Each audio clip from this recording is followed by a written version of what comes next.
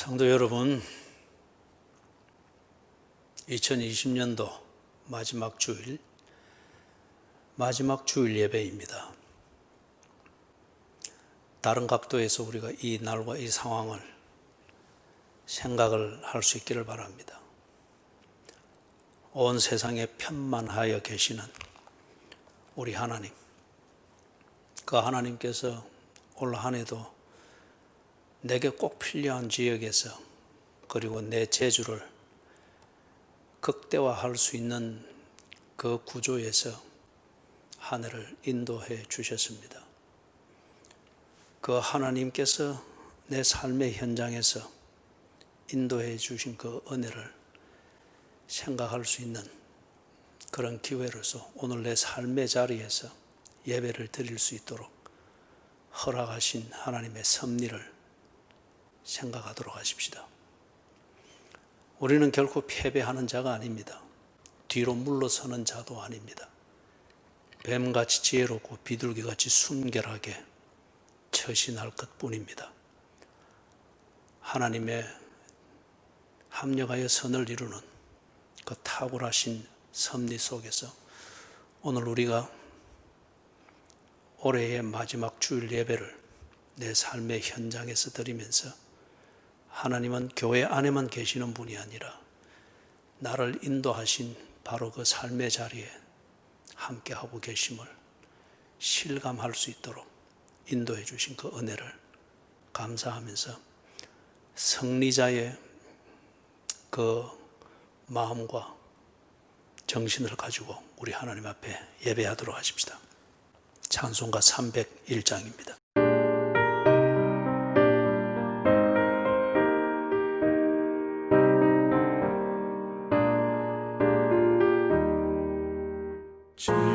지금까지 지내온 것 주의 크신 은혜라.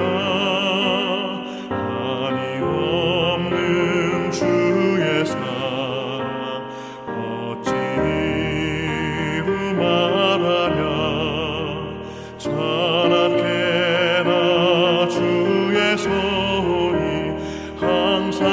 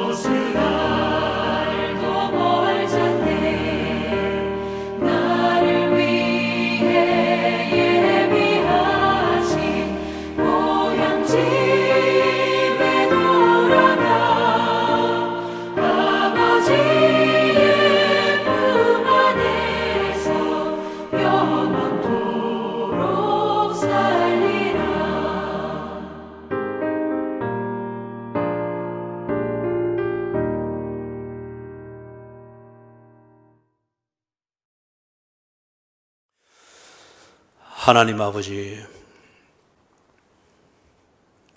지켜주신 은혜를 감사합니다.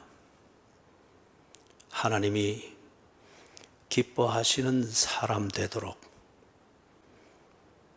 뜻대로 인도하여 주신 은혜를 감사드립니다.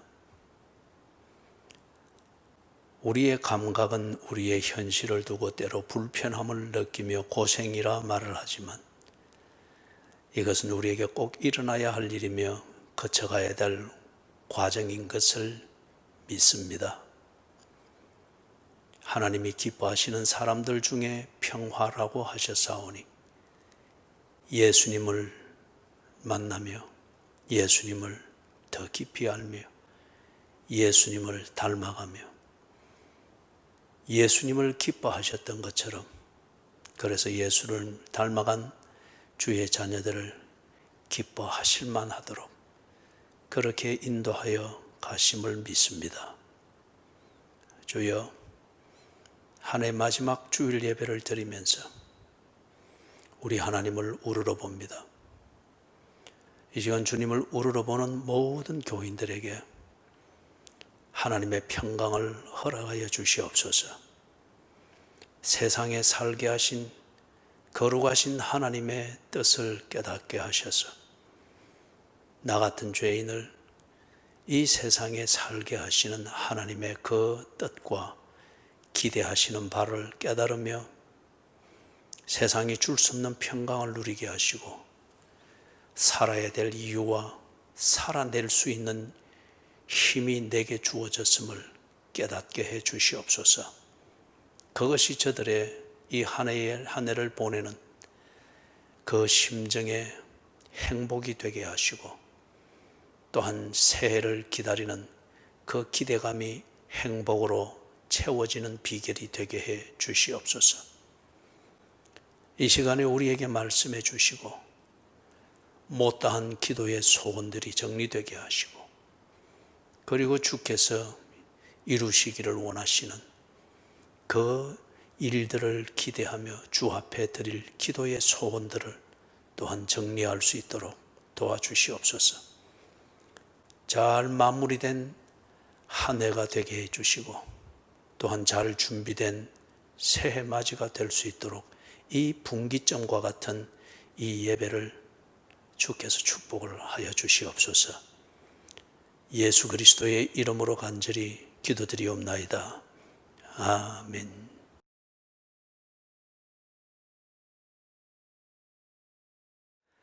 전도서입니다. 전도서 4장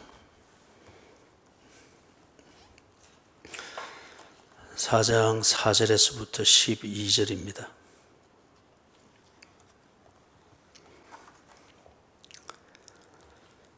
내가 또 본즉 사람이 모든 수고와 모든 재주로 말미암아 이웃에게 시기를 받으니 이것도 헛되어 바람을 잡는 것이로다.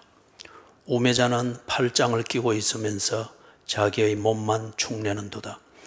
두 손에 가득하고 수고하며 바람을 잡는 것보다 한 손에만 가득하고 평온함이 더 나으니라. 내가 또 다시 해 아래에서 헛된 것을 보았도다. 어떤 사람은 아들도 없고 형제도 없이 홀로 있으나 그의 모든 수고에는 끝이 없도다. 또 비록 그의 눈은 부요를 족하게 여기지 아니하면서 이러기를 내가 누구를 위하여는 이같이 수고하고 나를 위하여는 행복을 누리지 못하게 하는가 하여도 이것도 헛되어 불행한 노고로다.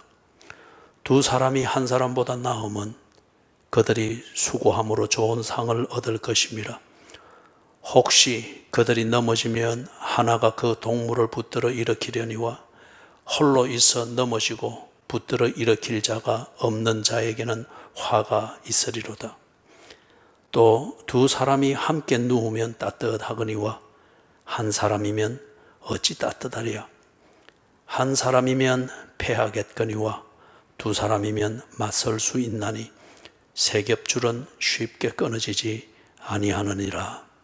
아멘.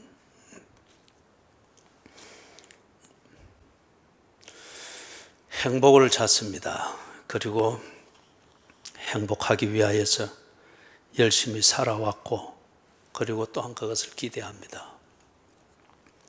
여러분은 지금 행복하십니까? 여러분이 행복하다고 하면은 그 행복이란 말하는 것의 내용은 무엇입니까? 오늘 이 본문을 읽으면서 우리가 이 한 해 마지막 주일 예배를 드리면서 좀 생각을 정리할 필요가 있겠습니다. 행복은 결코 막연한 것이 아닙니다. 그리고 행복하고자 하는 그 자체가 잘못이거나 또 죄악이거나 우상이 아닙니다.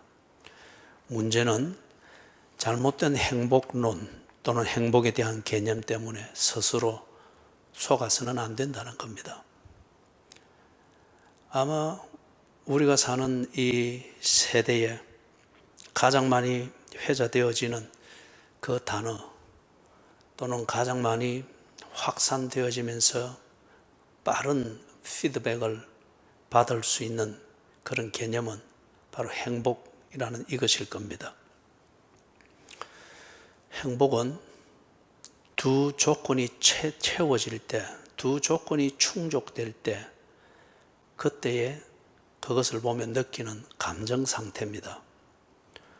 그렇기 때문에 두 조건이 채워지는 것, 그리고 그 채워진 결과를 보는 그래서 느낌을 만들게 되는 그 자신의 관점, 이게 관건입니다. 그렇지 않을 때는 행복이라는 말은 달콤하지만은 내용이 없거나 내용이 잘못 채워졌을 때는 달콤한 그 말 때문에 인생을 송두리째 사기를 당할 수 있고 인생을 스스로 속으면서 살 수 있습니다. 행복, 이것이 만들어지기 위해서 필요한 두 조건은 먼저는 결과가 있어야 됩니다. 결과를 보면서 그것에 대해서 느낌을 가질 수가 있는 것이죠. 예를 들면은 시간을 들인 그 결과가 있어야 됩니다. 시간은 그냥 지나가지만은 그 지나가는 시간 위에서 사람은 무언가를 합니다. 그렇기 때문에 사람이 보낸 시간에는 항상 결과가 남게 되어 있습니다. 물리학적 시간은 그냥 유성처럼 지나가 버리는 것이기 때문에 허망한 것이고 그 자체는 책임이 없습니다. 문제는 그 시간을 가지고 사는 사람입니다. 시간을 보냈으면 반드시 결과가 있게 되어 있습니다. 또는 투자합니다. 에너지를 투자하기도 하고 물질을 투자하기도 하고 자신의 시간을 투자하기도 하고 투자를 한다고 하는 것은 자신의 기대가 있고 우선순위가 있기 때문에 그것에 집중하는 것이죠. 이게 투자의 개념이겠죠. 투자를 했으면 결과물이 있어야 됩니다. 투자를 했음에도 불구하고 결과가 없을 때 그것은 사기당한 겁니다.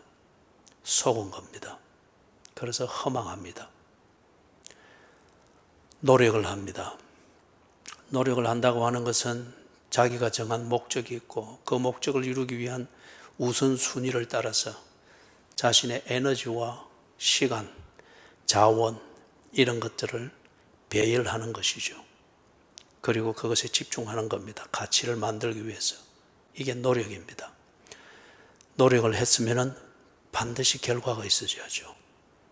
목적을 가지고 노력을 했기 때문에 그건 반드시 결과가 있어야죠. 그렇기 때문에 결과물이 내가 기대했던 것, 시간과 투자한 것과 또는 노력한 그것을 통해서 기대했던 그것과 일치되는 결과물이 있느냐? 그러면은 느낌이 좋을 것입니다. 그런 결과물이 없다고 하면은 그 마지막을 또는 결과를 보는 그 자체가 허망하고 분노가 있고 억울함이 있고 힘들 겁니다. 그 다음에 행복을 만드는 두 번째 조건은 가치관이 정립되어 있어야 됩니다. 가치관은 무엇을 목적으로 삼느냐, 그것을 결정하는 기준이죠. 또는 무엇을 더 중요하게 여기느냐. 우선순위를 만들어내는 그 기준이죠. 그래서 사실 이 가치관에 따라서 우리는 시간을 어떻게 보내는가, 또는 투자를 어디에 하는가, 어떤 내용의 노력을 할 것인가, 이게 결정이 되기도 하죠. 동시에 이 가치관이 정립되어 있어야 결과의 가치를 볼 수가 있습니다. 그렇지 않은 것 같으면 시작 때에 가졌던 그 가치관과 결과를 볼 때 가지는 가치관이 다를 때에 이것은 스스로 아직 행복을 느끼고 행복을 누릴 만한 준비가 안 된 사람이다 하는 것을 말할 수 있습니다. 두 가지 조건입니다. 결과가 있어야 됩니다. 두 번째는 가치관이 정립되어 있어서 그 결과의 내용에 대한 가치를 판단할 수 있는 것이 정립되어 있어야 됩니다. 자, 이럴 때 이 두 가지 조건, 결과와 그 다음에 정립되어 있는 가치관으로 그 결과를 보는 그것, 이것이 만들어내는 그 느낌, 감정의 상태입니다. 그게 참 좋을 때, 내 기대하고 맞을 때, 그때 우리는 행복하다고 합니다. 근데 이게 느낌이 좋지 않고 감정이 부정적일 때, 그때 우리는 불행하다고 합니다. 오늘 읽은 본문에서 4절에서부터 6절은 결과를 만드는 문제에 대해서 이야기를 하고 있습니다. 그리고 7절에서부터 12절은 가치관에 관련된 이 문제를 말하고 있습니다. 4절을 보면은 내가 또 본즉 사람이 모든 수고와 모든 재주로 말미암아 이웃에게 시기를 받으니 이것도 헛되어 바람을 잡는 것이로다. 사람들은 자기의 재주를 대단히 믿습니다.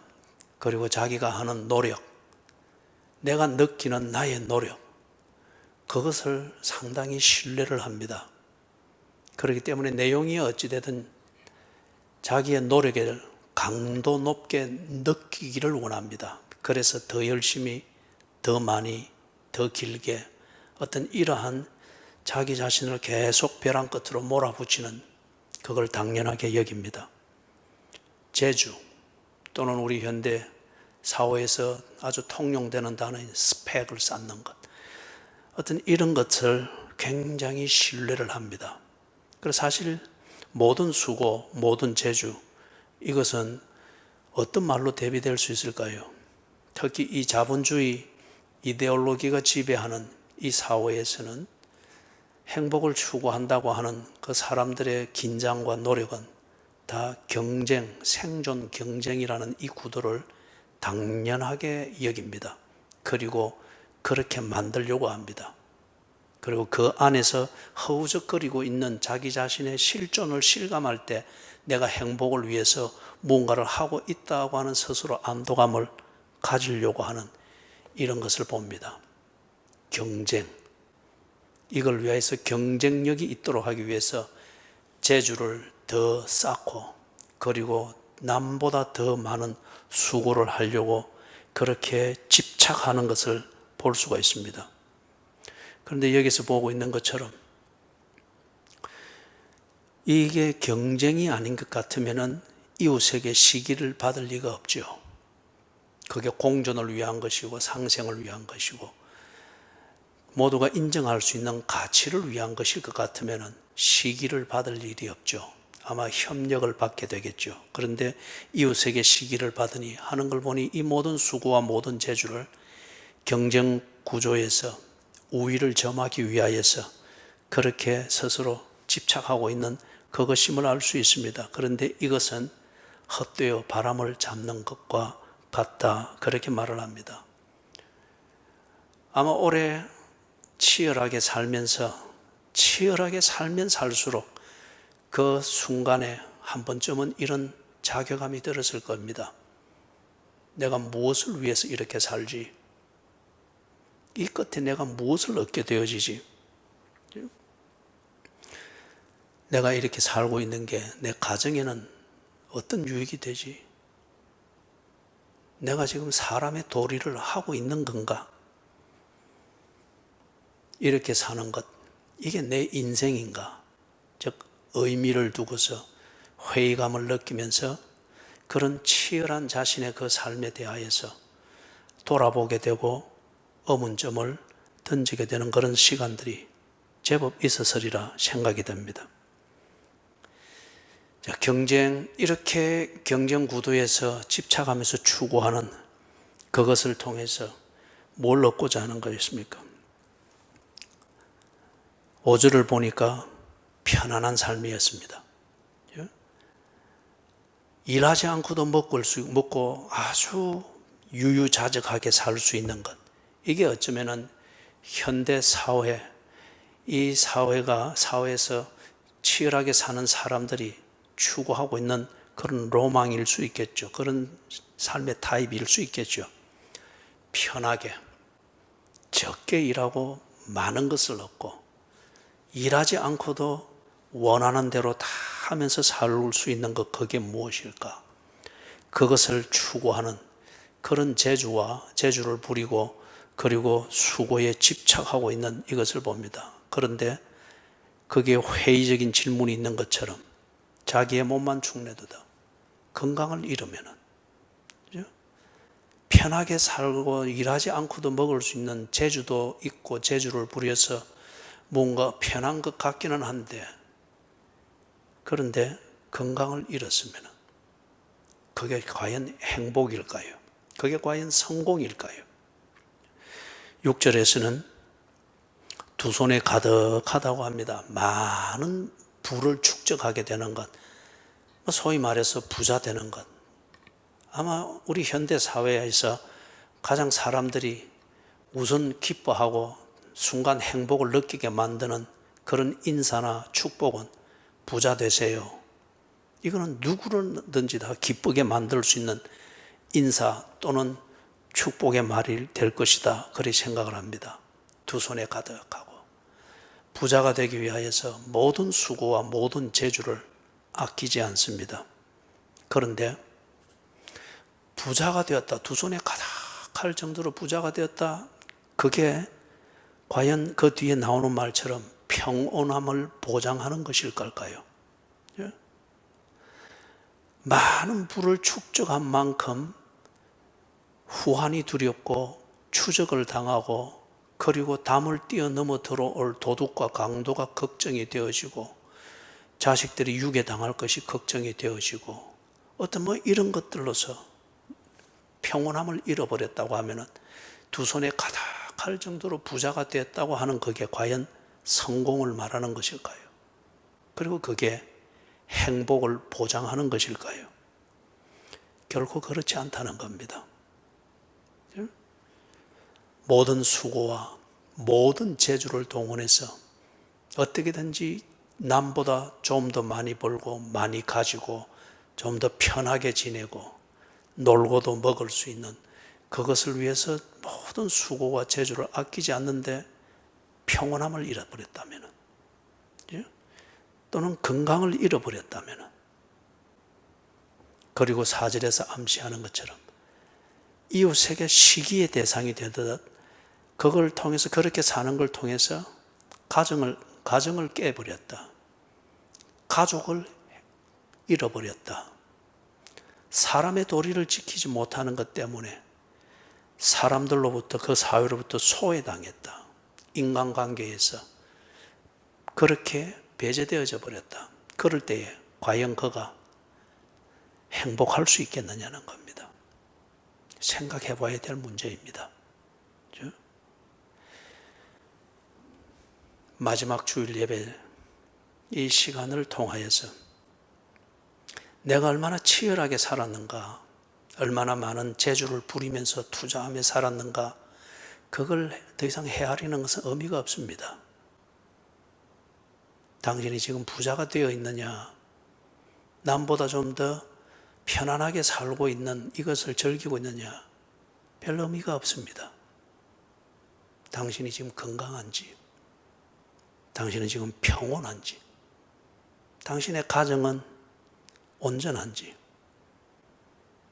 당신의 인간관계 속에는 사람의 도리로 인하여서 얽혀있는 이런 의리의 교제가 있는지, 그걸 좀 생각해 봐야 될 문제지 않겠습니까?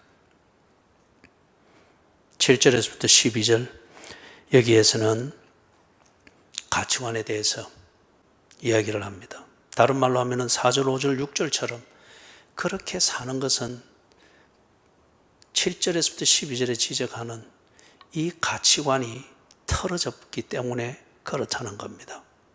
그렇지 않습니까? 내가 중요하게 여기는 것, 내가 소중하게 여기는 것, 그것 중심으로 사람들은 삽니다.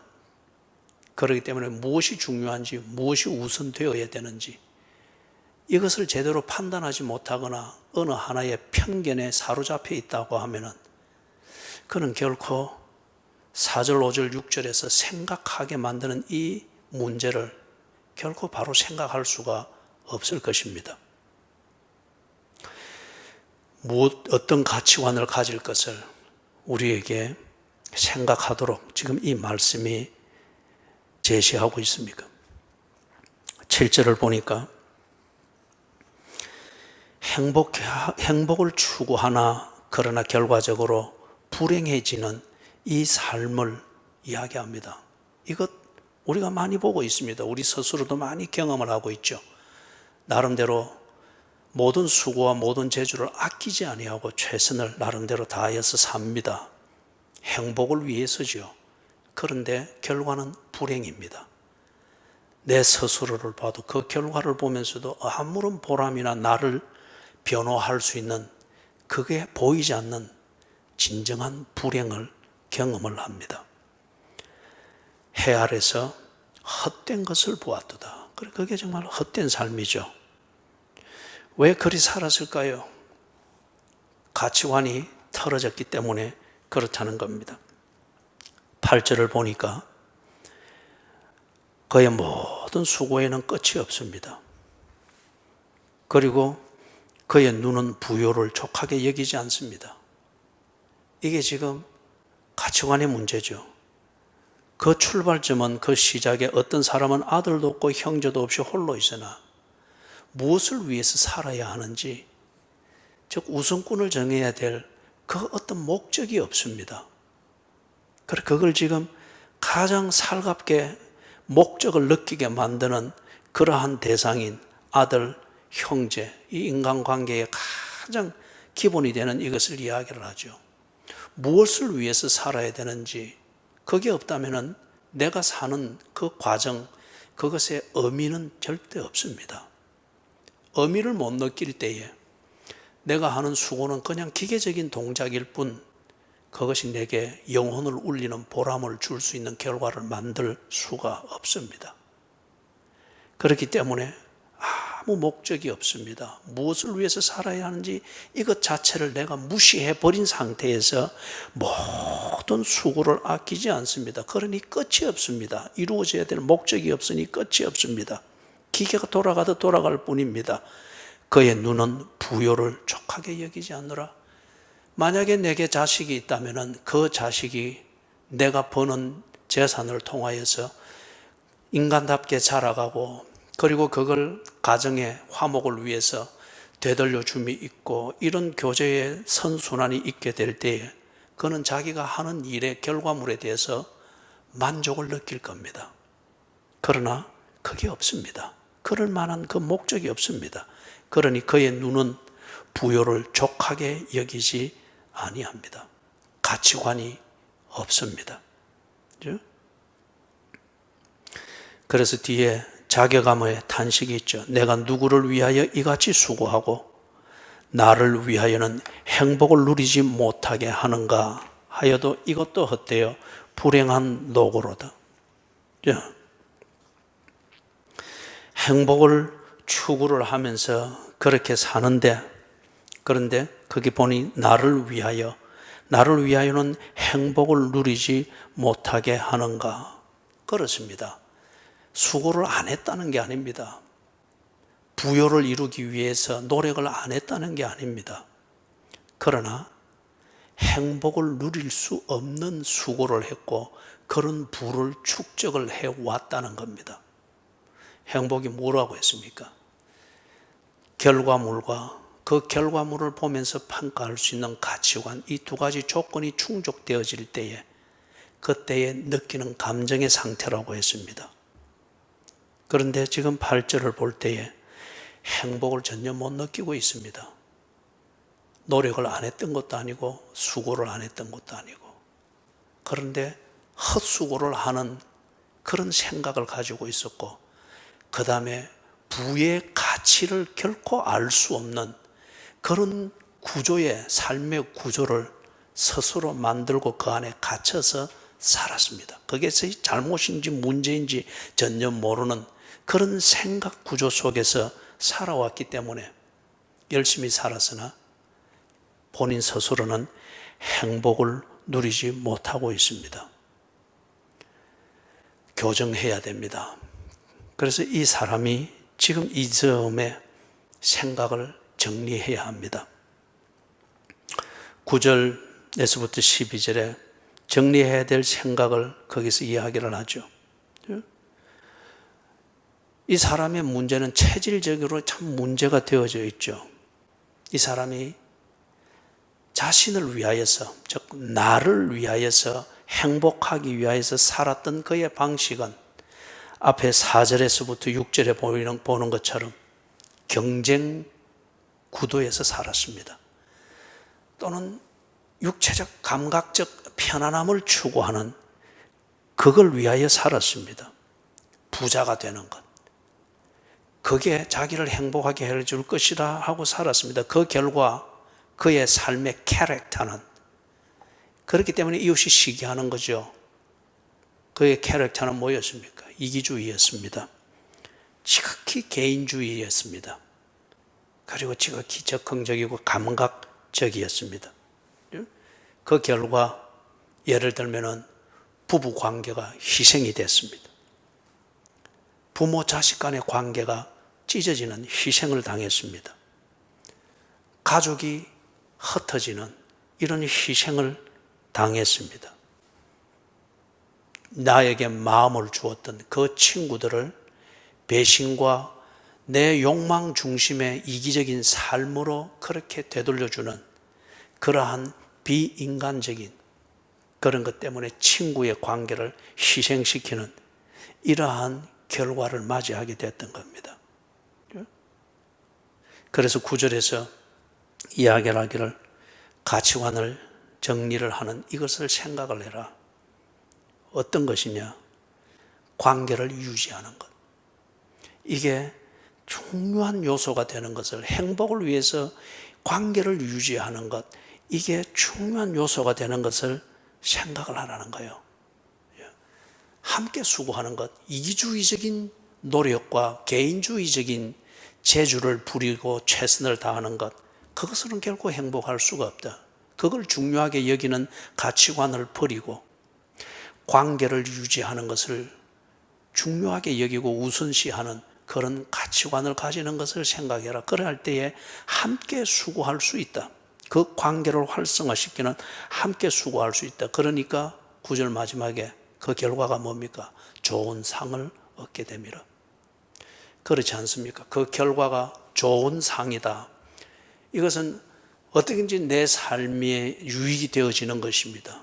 뒤에 볼 때 다 그 가치가 보이는 거예요. 이걸 그래서 아주 일반적인 표현으로 좋은 상이라고 표현을 했습니다. 이걸 볼 때에 수고를 하고 애쓸 때에는 숨이 턱에 와 닿지만은 그 결과인 좋은 상을 볼 때, 자식이면 자식, 부부의 관계면 부부의 관계, 가족이면 가족, 친구와의 관계면 관계, 직장 생활이면 직장 생활, 사업이면 사업, 사회생활이면 사회생활, 여기서 어떻게든지 나의 나다움, 이것을 보는 그 좋은 상과 같은 결과물을 볼 때에 그의 마음이 어떻겠습니까? 불행을 느끼겠습니까? 만족을 느끼겠습니까? 허망함을 느끼겠습니까? 보람을 느끼겠습니까? 10절에 이 관계를 유지하는 것, 이 관계라고 하는 이게 얼마나 나를 세워주는 것인가 하는 것을 이야기를 하죠. 하나가 혹시 그들이 넘어지면 하나가 그 동물을 붙들어 일으킨다고 합니다. 우리가 나름대로 살아갈 때에 넘어질 일들이 얼마나 많습니까? 정신적으로든 아니면 신체적으로든 경제적으로든 건강에 있어서든 내 능력의 부족 때문에 마음과 달리 넘어져야 할 그런 위기를 겪을 때들이 얼마나 많습니까? 그럴 때에 이기주의는 또는 개인주의는 그것을 절대 지탱하도록 만들지 못한다고 합니다. 그러나 관계는 그때에 일으켜준다고 합니다. 내가 넘어지면은 나와의 관계 속에 있는 그가 나를 일으켜준다고 합니다. 이것, 행복을 느끼는 데 있어서 얼마나 중요합니까? 넘어질 수밖에 없고 파산되어 손들 수밖에 없는 그런 상황, 삶의 무게에 짓눌려서 마음과는 달리 가족에 대한 꿈을 줬고 자식에 대한 부차적인 꿈으로 만족하게 되는 이런 점에 나와의 관계에 있는 그 사람이 나를 일으켜 주어서 사망의 음침한 골짜기 같은 그 삶의 순간을 벗어나면서 찬란한 햇빛을 보는 그 들판으로 빠져나오는 순간을 볼 때 그 마음이 불행을 느끼겠습니까? 그 마음이 만족을 느끼겠습니까? 그런 관계 속에서 관계를 유지하며 살았던 자기의 시간을 손해로 여기겠습니까? 아니면은 그 순간을 볼 때 정말 잘했다고 만족을 느끼겠습니까?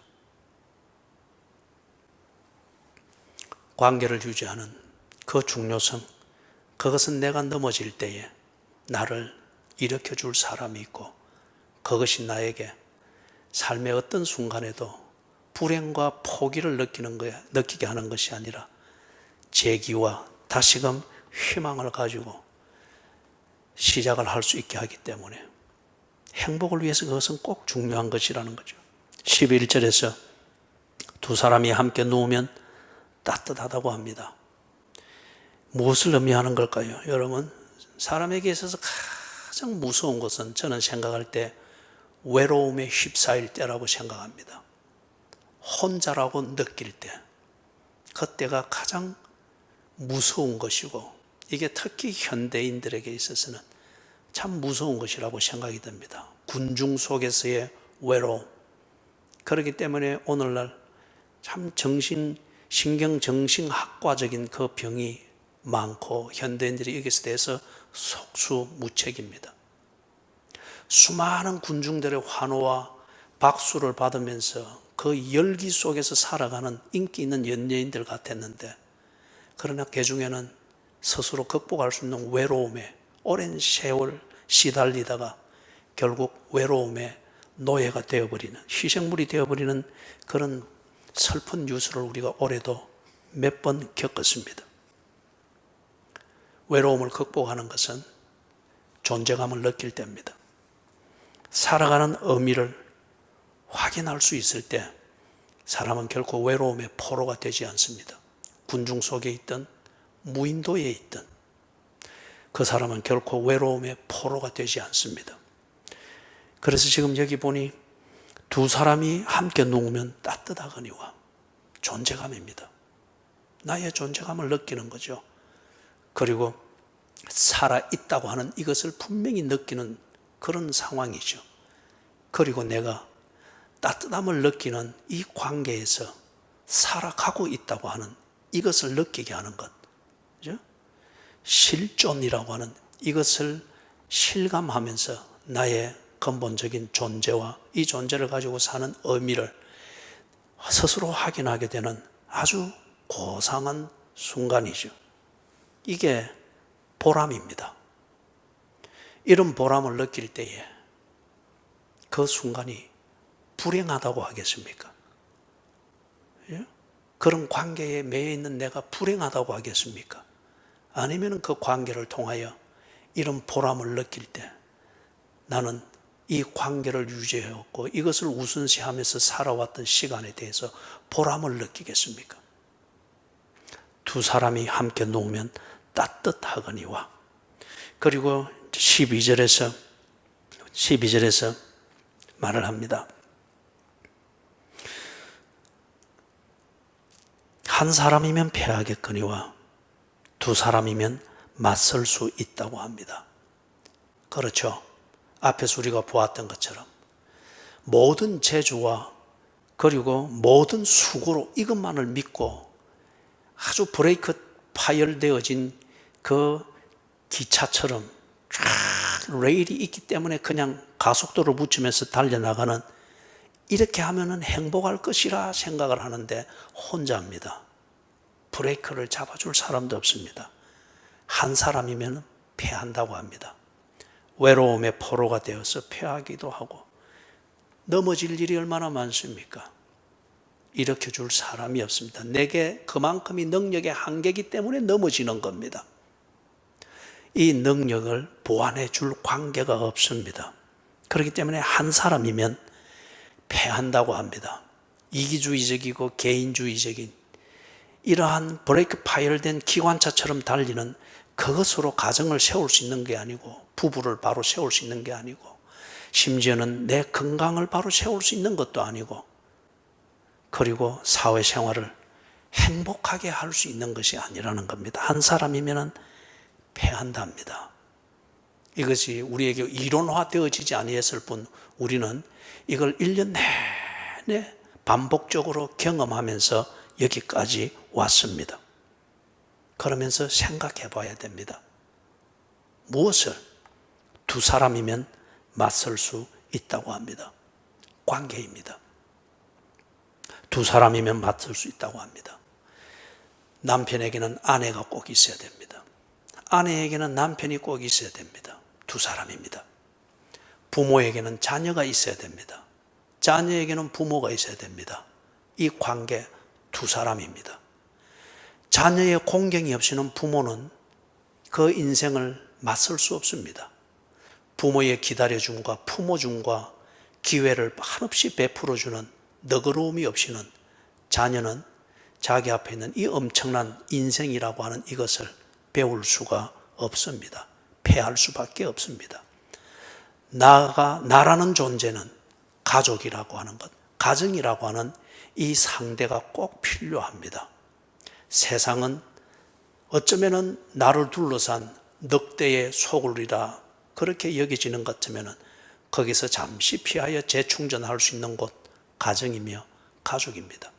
나를 세워주는 것이고 내 존재감을 느끼게 하는 것이고 살아있음을 확인하게 하는 중요한 관계지요. 사람에게 하나님과의 이 관계가 꼭 있어야 됩니다. 하나님에게는 내가 있어야 됩니다. 그래서 그분의 기쁨이 되는 겁니다. 그죠? 사람의 한계에 부닥칠 때에, 사람의 최선이 한계에 다다를 때 하나님의 은혜와 사랑, 그게 그 사람에게 부어질 때 그는 자기의 인생, 살아야 될 인생을 하여 또다시 일어서서 가게 되는 것이죠. 두 사람이면 맞설 수 있습니다. 시민이 있어야 국가가 있습니다. 건전하고 정의로운 국가가 있을 때에 평온함을 누리며 사회에 많은 것을 환원해 줄 수 있는 시민이 있는 것과 같습니다. 그리고 생각을 해봐야 됩니다. 이것은 서로 이해관계로서 이 관계가 유지되는 게 아니라는 겁니다. 내게 필요한 것을 얻기 위해서 이 관계를 이용할 때는 그 관계는 내게 독이 되는 것을 생각을 해봐야 됩니다. 왜 가정이 깨어지며 왜 부부가 정말 원수만지도 못한 그러한 어려운 밤을 지내는 날들이 많은가 말이에요. 관계는 있으나 이 관계를 여전히 이기주의를 합리화하고 개인주의를 합리화하는, 내가 보다 편하게 살겠다고 하는 이 욕망을 채우는 합리적이고 보장된 수단으로 쓰고자 하는 이 계산됨이 있기 때문에 그렇지 않겠습니까? 그래서는 관계가 유지될 수가 없습니다. 관계가 있으나 활성화되지 않으면 그 관계는 관짝과 같습니다. 시체를 두기에 적합한 관짝과 같은 것이죠. 생각을 하셔야 됩니다. 12절 마지막에서 이것을 생각을 하라. 색엽줄은 쉽게 끊어지지 아니한다고 합니다. 나 플러스 너 플러스 사랑 이퀄은 행복한 삶, 행복을 보장받는 인생, 이것이라고 합니다. 나 더하기 너 더하기 사랑, 이것은 행복, 이 행복을 누리는 인생이며 행복을 누리는 삶이라고 그렇게 이야기를 합니다. 사랑하는 여러분, 무슨 말이죠? 사랑이라고 하는 것, 사랑하는 것, 이것을 통하여서 나와 너의 관계, 이것은 하나가 되는 것이고, 남편과 아내의 관계, 이것은 그야말로 부부의 관계가 되는 것이며, 사랑하는 것, 이것이 있을 때에 부모와 자식의 관계는 활성화되는 관계가 되는 것이며, 사랑하는 것, 이 시멘트가 있을 때에, 그럴 때에 나와 가족, 나와 가정, 이것은 진정 활성화되어진 생명의 관계가 되는 것이며, 사랑하는 것, 이것이 있을 때에 시민과 국가, 나와 내가 속해 있는 공동체 또는 사회, 이것은 진정 행복을 나누고 행복을 누리는 이런 것을 생산해내는 그런 관계가 되는 것임을 이야기를 합니다. 그렇기 때문에 여러분 생각하십시오. 사랑하는 것, 그리스도인으로서 하나님께 배우고 예수님을 통하여 경험한 이 사랑을 실천하는, 사랑하는 것, 이것은 모든 수고와 모든 재주를 동원하여 경쟁에서 이기기 위하여 치열하게 사는 것보다 더 중요하다는 겁니다.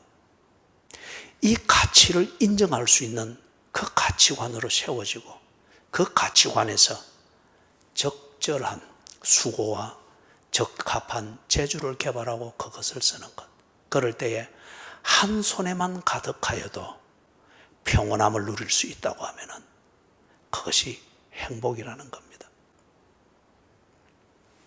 지나가는 이 한 해를 두고서 크게 후회할 것은 없습니다. 중요한 것은 돌아보면서 생각을 하십시다. 성경이 우리에게 가르치는 이것을 들여다보면서 한 해를 돌아보며 내가 어떤 사람이었는지, 어떤 가치관을 가지고 사는 사람인지 돌아보고, 그리고 하나님이 주실 또 한 해를 내다보면서 생각을 정리하도록 하십시다. 경쟁에서 이기는 것이 성공을 의미하는 것이 아니었습니다. 그리고 열심히 산다는 것이 행복을 보장하는 것도 아니었습니다. 바른 가치관을 가져야 됩니다. 하나님과 나와의 관계에서 배우듯 이 관계 안에서 올바른 관계를 만들고 올바른 관계를 유지하는 것, 그것이 활성화되어지는 것, 이것이 정말 중요한 것임을, 그리고 이 경쟁 구조로 모든 것이 돌아가는 이 사회에서는 이게 너무도 중요한 것임을 우리에게 가르치고 있습니다.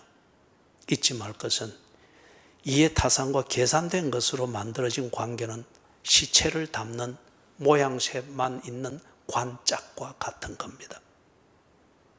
관계는 사랑하는 것, 이것으로서 활성화되어지고 내 감정을 참 긍정적으로 만들어주는 결과물을 생산해내는 관계가 된다고 하는 것을 생각을 하십시다.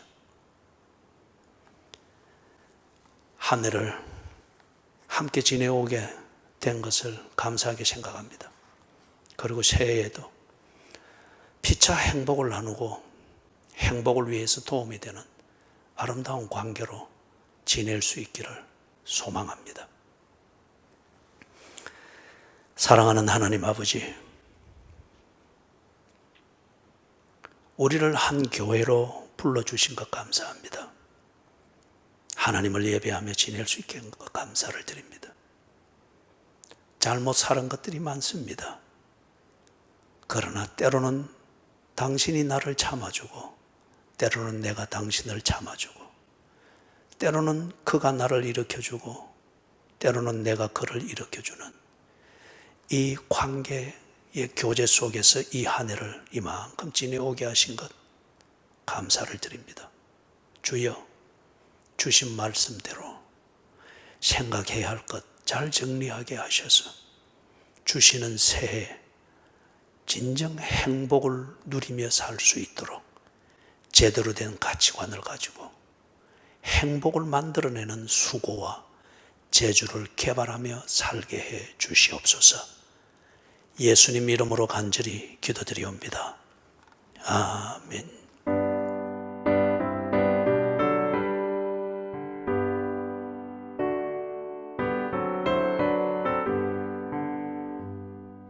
천국에서 만나보자.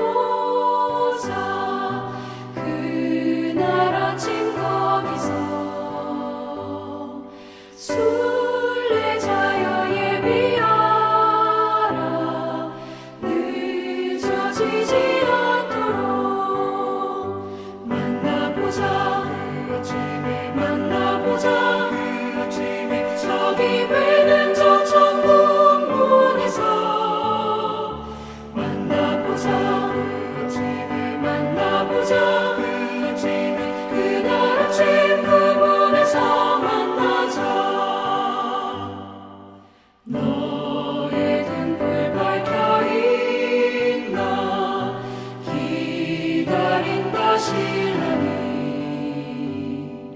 천국 문에 이를 때에 그가 반겨 맞으리. 만나보자. 그 아침에 만나보자. 그 아침에 저기 배는 저 천국 문에서 만나보자. 그 아침에 만나보자. 그 아침에 그날 아침 그 문에서 만나자.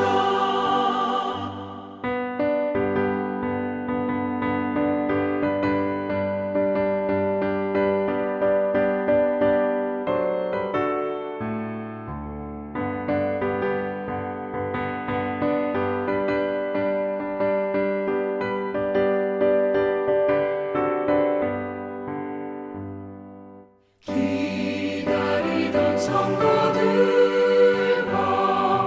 그 문에서 만났네.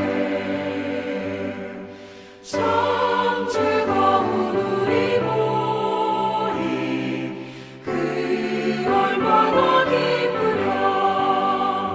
만나보자. 그 아침에 만나보자. 그 아침에 저기 배는 저 천국 문에서 만나보자. 그 아침에 만나보자. 그 아침에 그날 아침 그 문에서 만나자. 주 예수 그리스도의 은혜와 하나님 아버지의 무한하신 사랑과 성령님의 돌보시며 교통하시는 은혜가 주께서 나의 행복한 삶을 위하여서 돌아보게 하시고 생각하게 하시고 그리고 정리하게 하시는 그 섬세한 은혜를 깨닫고 주님이 보여주시는 대로 생각을 정리할 것을 다짐하고 그리고 정리된 생각대로 살 것을 다짐하면서 한 해를 보내고 새해를 맞이할 준비를 하는 모든 교인들 머리 위에 지금으로부터 언제나 함께 계실지어다. 아멘.